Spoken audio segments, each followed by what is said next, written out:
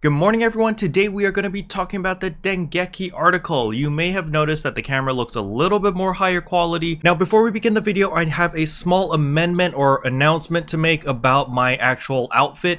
As you can see, I have actually fixed the problem with my sleeves. You can see now my sleeves are not white and they actually match the same color as my innerwear. And you can also see the pants has also matched the same color as the trench coat. And this is actually the other variant or the other costume. So I just want to let you guys know this in advance because this is what I changed. So if we go to layering wear, you can notice that now I am wearing the one with the /B. And this set wear is actually better than the one over here. You can see this one has the main problem of, you know, this part is white, and like the pants color doesn't match the trench coat color. While if I switch to this one, boom, everything is uniformed, everything is much nicer.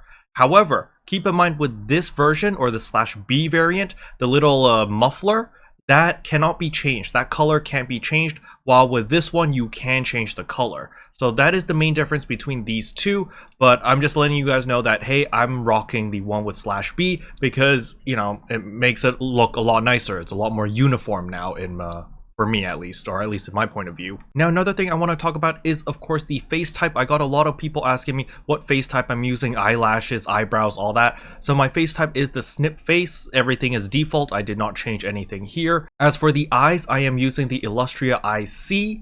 As for eyebrows, I am using Pleasant Eyebrows. As for my nose, this is the settings. I don't know how else to explain it to you. I just show it to you, I guess, because a lot of people are like, wow, your nose looks really good.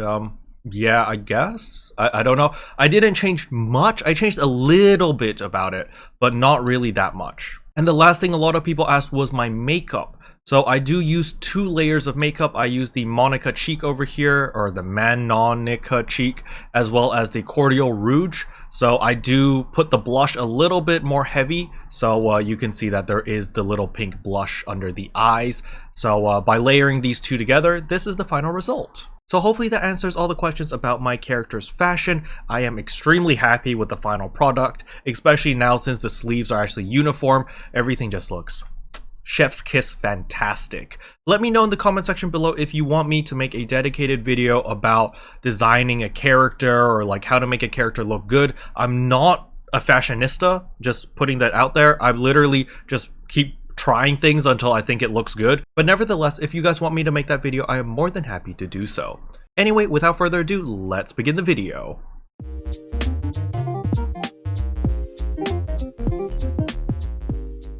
So first things first, and that is the Dengeki article is split into 2 parts. Both parts will be linked in the description below, and I will be cherry picking the most interesting questions over here because there is a lot of stuff that we already know, so I'm just going to be skipping over those questions specifically. So the first question asked was, it's been half a year since the game launched. Looking back, how has it been?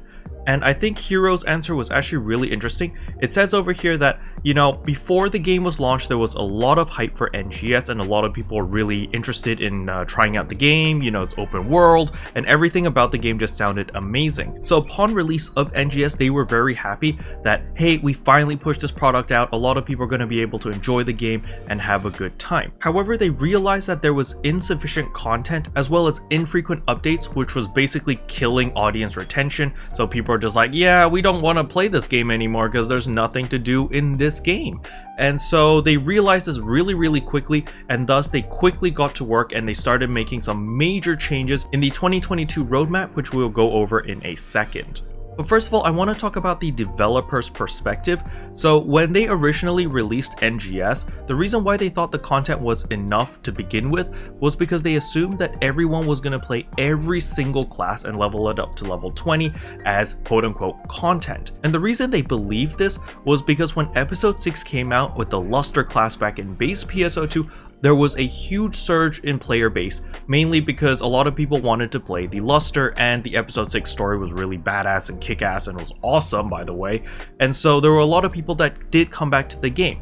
And so the developers were like, oh, all of these people came back because of the new class. And that was why in the original roadmap of 2021, they're like, hey, we're just going to release a new class every 2 months and that's just going to bring people back because people are going to want to play the new class, and it clearly worked in base PSO2, so it's definitely going to work in NGS. Unfortunately, that is not the case, and they pretty much admit their error in judgment over here, saying that, oh, most players who play NGS really only play 2 to 3 different classes and level it up to the max, and as for the other classes which don't interest them, they really just don't touch that class. And yes, they did admit in the interview that this was a huge oversight, and because of this, they had to delay the Summoner class as well as the new Gunblade class, simply because they knew, hey, we need to focus more on actual content that people enjoy, that people want, instead of focusing on the new class. So that's why they reallocated the resources and changed the roadmap. Unfortunately, based on how things work at Sega, even though they made it a priority to push out more content, all of these changes wouldn't have been seen by the general public until 2022, which is why in 2021, a lot of people were very upset. We were like, yo, this game isn't what it was advertised to be, wasn't what we were expecting. PSO2 was so great. Why is NGS such garbage? And so in this interview, they actually give us a sneak peek into the development process, and we found out that they were working on the Retem region a few months before the launch of NGS. So by the time the game came out and by the time they realized they had some problems, they were already 4 to 5 months in production. So if you've ever done game design, you can't really just push on the brakes and just swerve and just go on a different direction, instantly. It usually takes time to do that because all of the work that you've done already, you kind of want to use it, you don't want to just throw that out the window and start from scratch again. So this was one of the main reasons why the content flow in 2021 was kind of slow, was because they were like, hey, we've got all this content for Retem, but we need to save it until the roadmap says Retem is ready, which was December of 2021. Now, speaking about Retem, there was a question over here saying that, hey, how was the release of Retem? Were people happy with it? And the response Hiro gave is very, very positive, saying that yes, global side, JP side, everyone was very happy with Retem. There was a huge spike of people logging in during the Retem launch, and on top of that, the next day, a lot of people were still logging back into the game and still enjoying the new region. Now, there is a funny question in this interview where they were like, hey, the servers came up on time. What did you guys do differently? And Hiro basically just said, we took the servers down in advance because if you guys remember, the servers went down like 2 or 3 hours in advance. And they were just like, yeah, we need a little bit more time. We need that 2-3 hour buffer. And thus they were able to release it on time because they did hit a few major problems during that maintenance, but the team was able to overcome all of them before the release time at 5 p.m. Japan time, which is really amazing. The next couple questions were mainly focused on the Retem region, on like what were the changes between the Retem region with the Aelio region and what new things did they implement. And Hiro was very humble here. They basically said, we took everything we learned from the Aelio region, what people liked, what people didn't like, and then fixed all of those issues in Retem. So something that a lot of people didn't really like in the Aelio region was all the resources were kind of scattered all over the place. So in order to do a material run, it would take a long time. You would have to go to every single zone, and it was just not a very enjoyable experience. And so they changed it so that in Retem, you may have noticed that there are huge concentrations of a specific material in specific areas. So it's like, hey, do you only need this specific rock, for example, tetrasite? Then yes, you can just go to this specific region and collect a ton of tetrasite. Do you need scallops? If you want scallops, you can just go to West Retem and there's a bunch of scallops over there. And if you want fruits, North Retem has all the fruits. And so it's very clear cut. Sure, there are areas where you can collect overlapping resources, but overall it was pretty clear cut of like, this is the area that you want to hit every single day if you want X resource. And they made this a lot easier to understand. Another big thing was alpha reactors. They noticed that a lot of people didn't like to just wander around the world just finding these alpha reactors, and they ended up relying on maps. So shout out to all the people who update these maps daily, because I know that is a ton of work. But basically they realized that, hey, people are just relying on these maps and they're literally just walking from place to place without, actually exploring the world. Maybe this is an oversight. Maybe we should change that. And they did. So if you look at the Retem region, if you want all of your stellar fragments, you're going to notice that they're always in the same place. They don't reward you as much Meseta as alpha reactors, but they're always concentrated in the same place, and you can collect all of them, all 10 of them, in like, 5 minutes, less than 5 minutes. So this is a really good change as a quality of life improvement. So now we transition over to the second part of the article, which talks about the future content that we're getting in NGS, and I find this part is a lot more interesting. So the first question asked is, how long is the side story in chapter 2? As we know, we got a side story in Aelio, which was like Aina's side quest, and it was literally like 10 minutes worth of content. Unfortunately, through the interview, it says right here, the story focuses on Nadereh, and the volume is about the same as the side story in the first chapter. So don't get your hopes up for the new side story coming in February. It's probably just going to be the same thing. We just find out more information about Nadereh, and it's going to be like a 10-15 minute snippet of content. And I think it's probably just going to be more, character building and less combat oriented. Another question they asked was the Relik series. They're like, why didn't you make an announcement about the Relik series on the NGS headline or on anything? Because literally Sega didn't say anything about these weapon series until we got dropped into Retem and people started getting them. Then they're like, oh my goodness, what are these weapons? Because there was no information about it. And the official response is, since NGS's launch, people have been asking for rare things to hunt for, and in response to this, we have implemented unique looking weapons. Weapons that are not part of a series cannot be made into a multi-weapon. So although they have different appearances, we made them into the Relik series. So this was the reason why they introduced the Relik series. It's really just to give people something to chase for, something to grind for basically, because they made it super rare. Unfortunately, I think they made it a little bit too rare. A lot of people that I know are kind of like, yeah, I've given up farming for relics. I don't care about relics anymore. I'm just gonna wait for the February update. And I feel like they could have changed this if there was a different way to obtain a relic. Maybe a more grindy or a more difficult path, but at least it guarantees you to gain a relic. I think Sega should look into that, because that was what worked in base PSO2. It was like, yeah, you could get a lucky drop from the boss, or you can grind towards it and collect all of these different fragments and finally exchange it for said weapon or said armors. Alright, now for the part that you've all been waiting for. The question is, please tell us more about the roadmap that was shown on the NGS headline. From what we saw, we got the impression that we're going to be getting more content than in the second half of 2021. Are you implementing more content than originally planned? And the official response is, based on player feedback, the content release plan has been revised from the original, and content is going to increase significantly, especially after February. There are also plans for plenty of content that wasn't mentioned in the roadmap, for example Nadereh's in-game concert, which we showed in the early December NGS headline broadcast. So this is good news for us, the player base, because we are dying for more content, and I really hope that after February, like during the February live stream or even the March live stream, that we're gonna be just blown away with tons of new content. There's that pyramid leak that we saw earlier. I think Gemma made a video about it, where you could go underground and you could see there's like a little door there and you're like, what is that?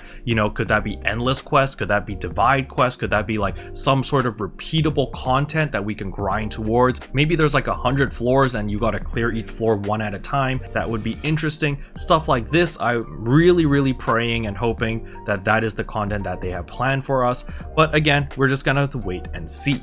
But now regarding the concerts, now this is something that I personally really enjoy, because I enjoy the concerts in PSO2, but the great thing over here is, where will the in-game concert be held? So obviously we know that in Retem City, we'll be able to watch the concert live. But on top of that, we can also watch the concert in Central City, because Central City will be live streaming it on the stage monitor. So that giant TV that everyone's just like, yo, what is this TV doing in here? Clearly looks like this is a stage. This is gonna be, something to do with concerts. And now we know it's gonna be live streamed on that TV. So regardless whether you're in Central City or you're in Retem, you can watch the concert. But the next part is what has me even more excited, and that is we will be getting concert buffs again. So that is EXP, Meseta, and rare drop rate boosts.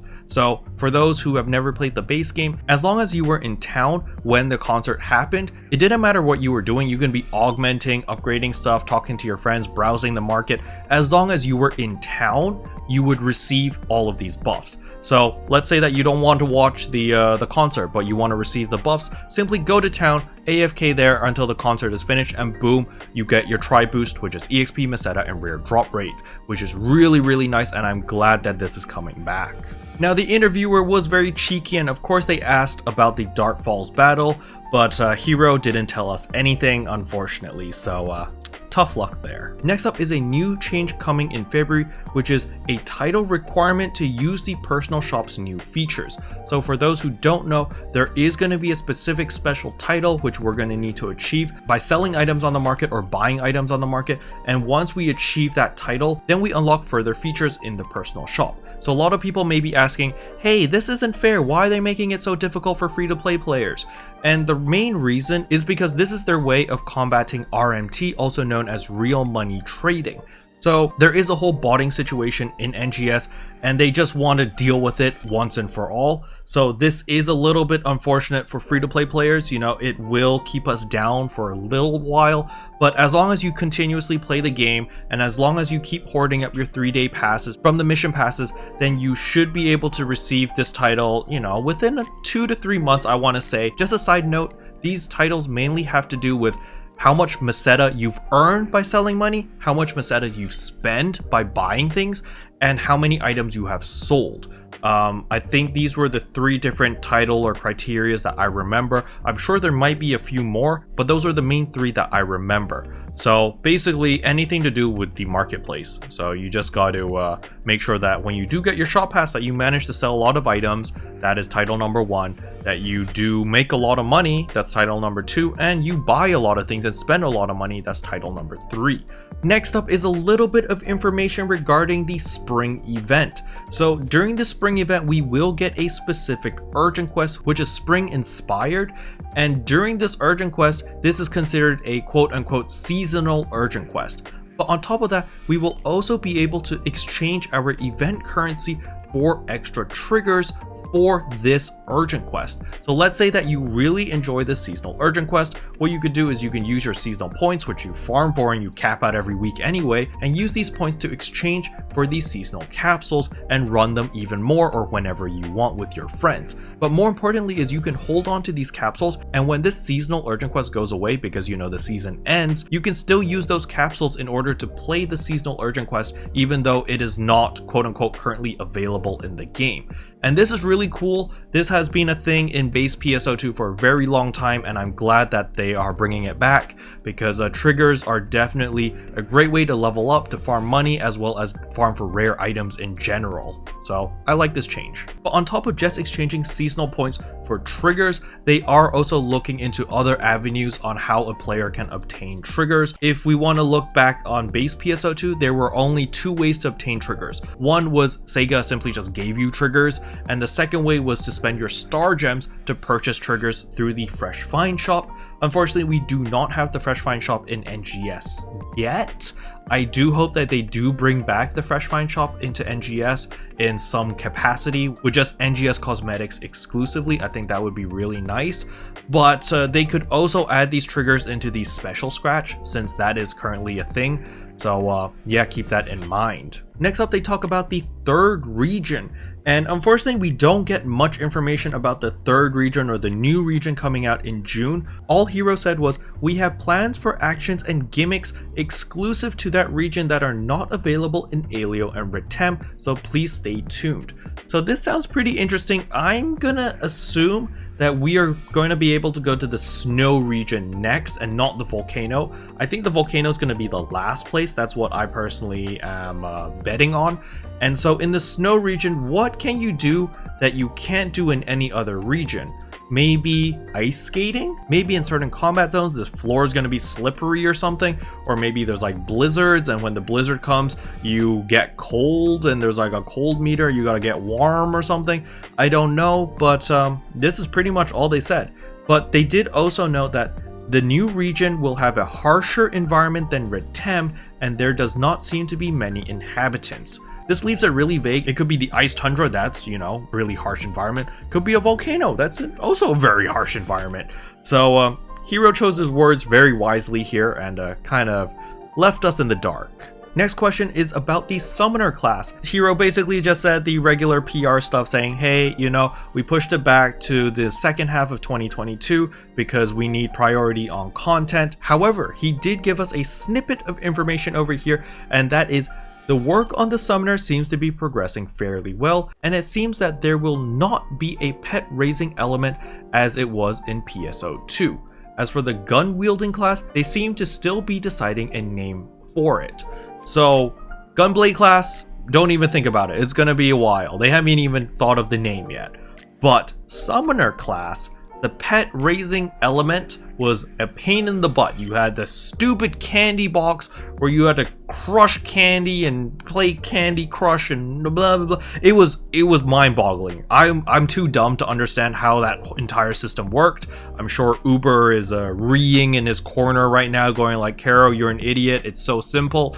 But it took forever to increase your pet's level or like make your pet strong, okay? So that's the TLDR. They took that out of the system. So NGS Summoner is going to be a lot easier to play compared to base PSO2, which is a good change because the old system is rocket science to me. So I didn't even bother. I literally just made Summoner main class, just leveled it to 100 by using like a katana. And then, yeah, I never touched it again. Next question is, are there plans of adding any more classes into NGS? And unfortunately, the answer that we got was, hey, we want to focus on the Summoner and the Gunblade class first. We want to make all of the weapons accessible before we even think about new classes. So understandable, they've got their priorities right, but you know, we kind of wanted to hear like, yeah, we were designing like 20 new classes. It's going to be great. Hiro's coming back or Phantom's coming back. You know, unfortunately, we didn't get anything like that, so bleh. And last but not least is a question about personal quarters and alliance quarters. And yes, they are planning to bring these features back. However, it's going to take some time simply because, you know, content comes first, then they got to work on those classes, and then they can work on the personal quarters and alliance quarters. Now, the reason why they don't want to just copy paste the base PSO2 personal quarter system and alliance system is because PSO2 was created 10 years ago. Therefore, instead of implementing it as is, they would like to update it to fit the current game. So this is why personal quarters, unfortunately, is going to be delayed a little bit longer. Well, quite a bit longer, to be honest with you guys. So, you know, it's in the works, at least it's in the pipeline. So yeah, we're just gonna have to sit tight, be patient. Now regarding the alliance quarters, same reasoning as the personal quarters, but on top of that, they also admitted that the dev team says that they are aware that alliance related functions are lacking and are discussing also expanding other functions. So this is great. I would love to see more guild centric activities so that there's actually a reason to be in an alliance where, you know, people can work together. You know, maybe there's special tasks or special missions or weekly missions that are tied with the alliance. That way your alliance levels up and maybe you get like a small tri boost. Maybe you get the tree buff again. Then it would make a huge incentive for a lot of people to just play the game a lot more, earn points, donate points, level up the alliance. And that way everyone can benefit from more rare draw, more EXP, more Meseta, and yeah, it's just something extra to work towards. I feel like that would be a great change. Special thanks to all the members for supporting the channel. It really means a lot to me. Thank you again. But yeah, that's pretty much all I wanted to cover in today's video. Hopefully you guys found it helpful. If you did, I would appreciate a like and a subscribe, and I'll see you guys in tomorrow's video. Bye! Can I say except you're welcome for the heals, the boosts, the